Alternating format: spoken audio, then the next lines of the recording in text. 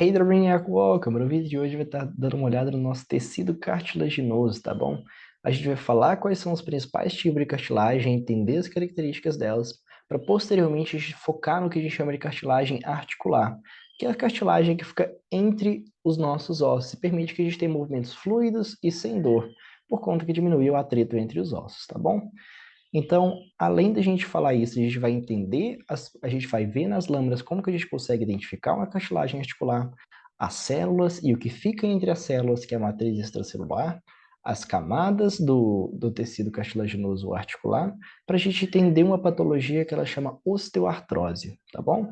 Então, vou compartilhar minha tela aqui com vocês para a gente começar o nosso estudo. E compartilhamos.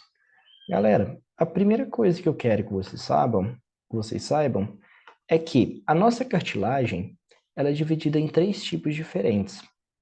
A gente tem a primeira que ela chama cartilagem hialina, depois a gente tem a cartilagem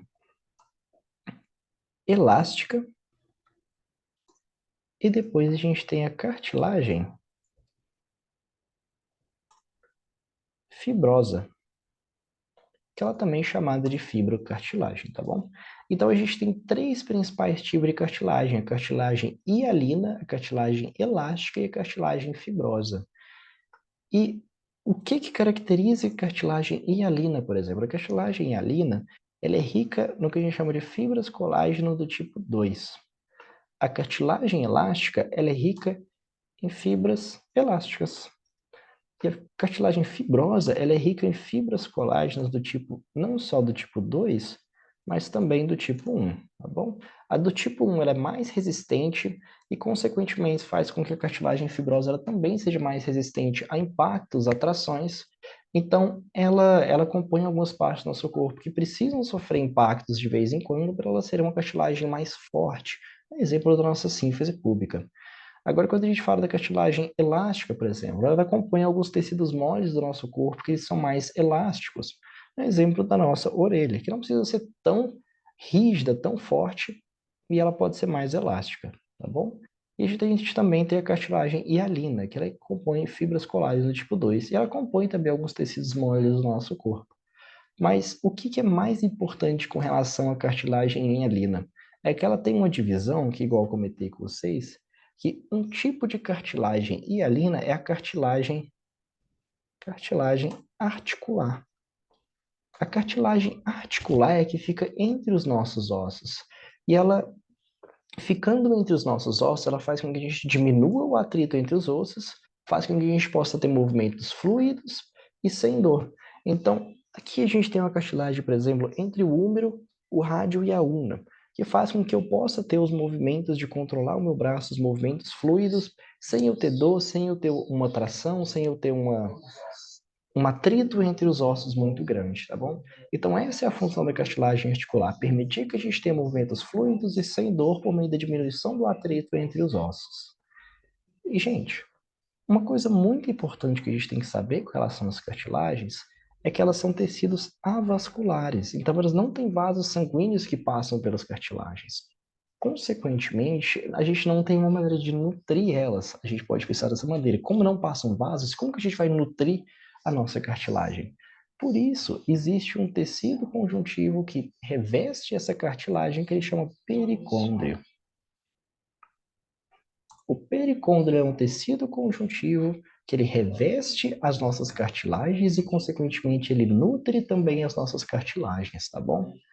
Então, ó, a gente tem três tipos de cartilagem: a cartilagem fibrosa, elástica e hialina, e esses que são tecidos avasculares, não têm vasos sanguíneos. Consequentemente, elas têm que ser revestidas e nutridas por um tecido conjuntivo que ele chama pericôndrio, tá bom? Aí você pensa, Bernardo, então a cartilagem articular, a cartilagem que fica entre os nossos ossos, ela também tem o pericôndrio para revestir, para nutrir ela. Eu te falo que não. A cartilagem articular, ela também é avascular, ela não tem vasos sanguíneos, mas ela também não tem pericôndrio. E a nutrição dela é por meio de um líquido que ele chama líquido sinovial. O líquido sinovial, ele mergulha a cartilagem articular dele e ele é rico em proteoglicanos e ácido hialurônico. Então, ele nutre as nossas cartilagens articulares, tá bom? Então, aqui, as nossas anotações ficaram um pouquinho bagunçadas, então vamos dar uma revisada rapidinho, só mais uma vez. A gente tem três tipos de cartilagem, cada uma com função específica. A cartilagem fibrosa, que ela é rica em fibras colágeno tipo 1 e 2, elas são mais rígidas. A gente tem a cartilagem elástica, é rica em fibras elásticas, que ela não é rígida, ela tem um movimento mais fluidos. E a gente tem cartilagem hialina. E uma divisão da cartilagem hialina é a cartilagem articular, que diferente das outras que, por serem avasculares, têm o pericôndrio para revestirem e para nutrirem elas, a cartilagem articular é nutrida e revestida pelo líquido sinovial, que é rico em ácido hialurônico e rico também em proteoglicanos, tá bom? Então, galera, essa é uma visão geral que eu queria que vocês tivessem com relação às cartilagens. Quais são os tipos de cartilagem e essa divisão da cartilagem hialina, que é a cartilagem articular, que fica entre os nossos ossos. Agora sim, a gente pode dar uma ênfase um pouquinho maior nos tipos na cartilagem articular, tá bom? Então, o que a gente vai entender com relação à cartilagem articular agora? A gente vai ver as células que ficam nelas, o que fica entre as células, que a gente chama de matriz extracelular, e as camadas que a gente tem, que a gente tem três camadinhas na nossa cartilagem articular. Então, vamos lá? Então, deixa eu pegar aqui as imagens.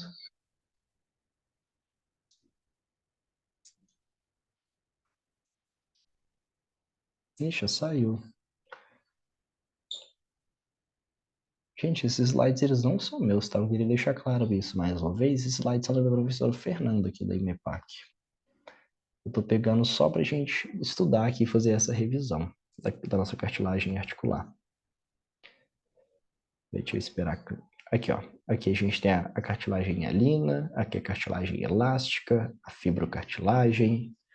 Mas o que eu queria mostrar para vocês mesmo são as camadas.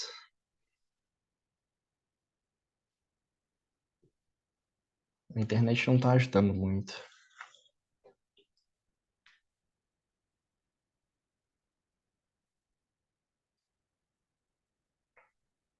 Ah, cartilagem articular. Aqui, ó. A nossa cartilagem articular, então, galera, desculpa a demora, mas a nossa cartilagem articular é dividida em três zonazinhas. Você não tem que quebrar a cabeça para lembrar o nome delas. Aqui a gente tem a zona superficial, a zona intermediária, e embaixo aqui a gente tem a zona profunda. E o que que tem nessas zonas? A gente tem fibras colágenos e proteoglicanos. Então, a gente tem três zonas: zona superficial, intermediária e profunda. E nelas, a gente tem fibras colágenos e proteoglicanos. Aqui na zona superficial, a gente tem muita fibra colágeno e a gente tem pouco proteoglicano. E esse processo ele vai se invertendo. Aqui na zona intermediária, a gente tem uma quantidade intermediária de fibra colágeno e a gente tem muito proteoglicano. Da mesma maneira que aqui embaixo a gente tem pouca fibra cartilagem e muito proteoglicano, tá bom? Então, aqui, as três zonas que a gente tem que saber nas nossas as cartilagens articulares. Zona superficial, intermediária e profunda, sendo que a zona intermediária ela tem muita fibra colágeno e pouco proteoglicano. A zona intermediária, ela tem uma quantidade intermediária de fibra colágeno e muito proteoglicano, e a zona profunda ela tem pouco fibra colágeno e ela tem muitos proteoglicanos, tá bom? Aí você me pergunta, Bernardo, mas o que são essas célulazinhas que estão aqui?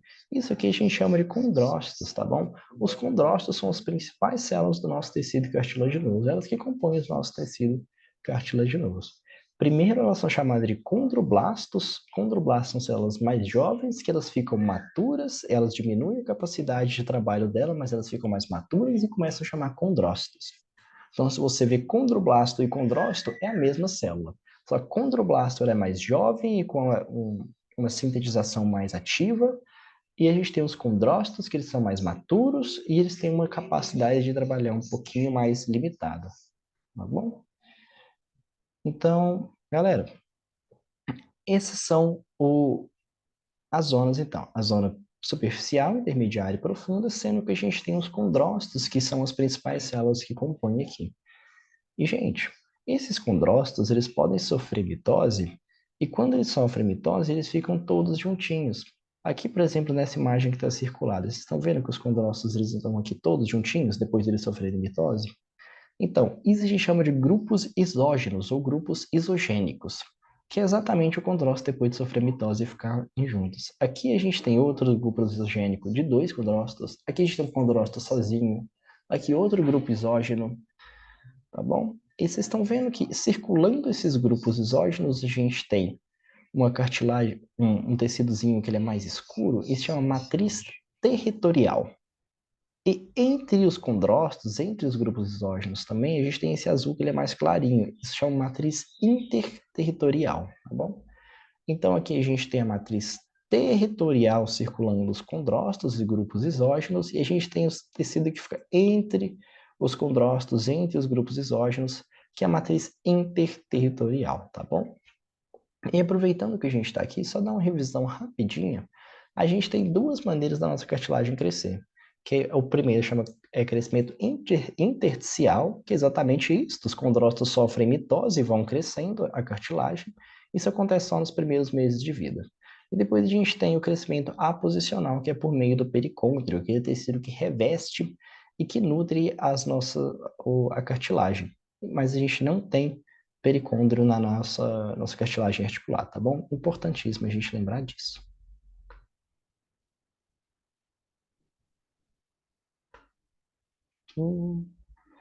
Galera, então aqui eu queria mostrar para vocês agora como que a gente faz a identificação disso aí que a gente acabou de olhar aqui numa lâmina de verdade, tá bom? A internet não tá me ajudando muito hoje, cara, mas vamos lá.